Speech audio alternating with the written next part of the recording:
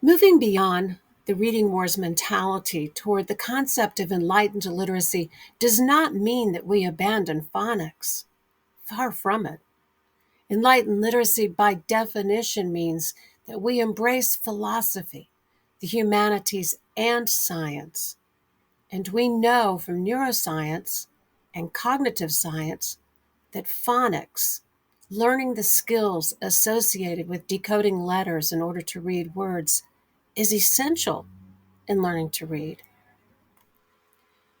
The current iteration of the reading wars is really a battle over methodologies and strategies for teaching phonics, whether teachers employ synthetic phonics methods or analytic phonics methods. Science of reading advocates only recognize synthetic phonics methods and wholeheartedly condemn analytic phonics methods employed by those who teach a balanced approach. But scientific reading research conducted by the National Reading Panel 25 years ago demonstrated that there is little difference between the effectiveness of either approach when teaching children to read. If you want to know more about the difference between synthetic and analytic approaches, I'll provide a link in the description below. It's not only the United States that is fixated on this narrow view of phonics instruction.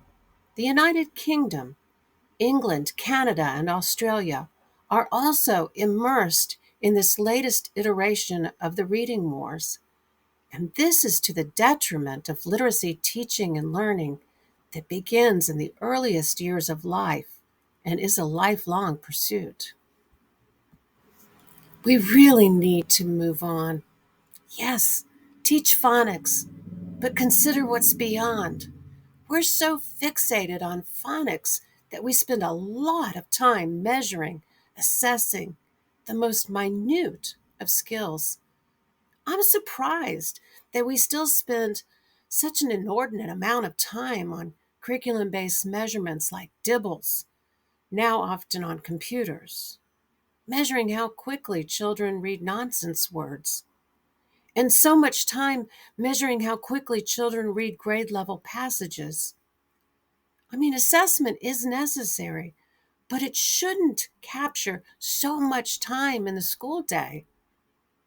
This is a vestige of the days of No Child Left Behind and Reading First, a reform initiative that did not prove to be very effective. I know because I was a teacher and literacy specialist during the No Child Left Behind era. I administered hundreds of DIBELS assessments, and I remember all too well the problems inherent in a focus on these types of assessment. Children worked very hard to prove their reading improvement by reading faster, because faster reading was seen as good reading and slow reading was seen as bad reading.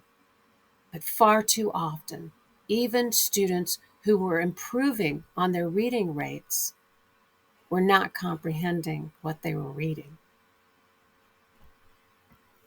Remember, assessment isn't teaching, and merely decoding isn't reading or literacy. And sometimes we just need to slow down when reading in order to comprehend what we are reading. That's true for me, and it's true for children. And the point of reading is comprehension. Enlightened literacy depends on young children who can read, but enlightened literacy also means that children are set on a path to opening the doors and windows of what reading means in life, so they can enjoy the journey through the wonders of life.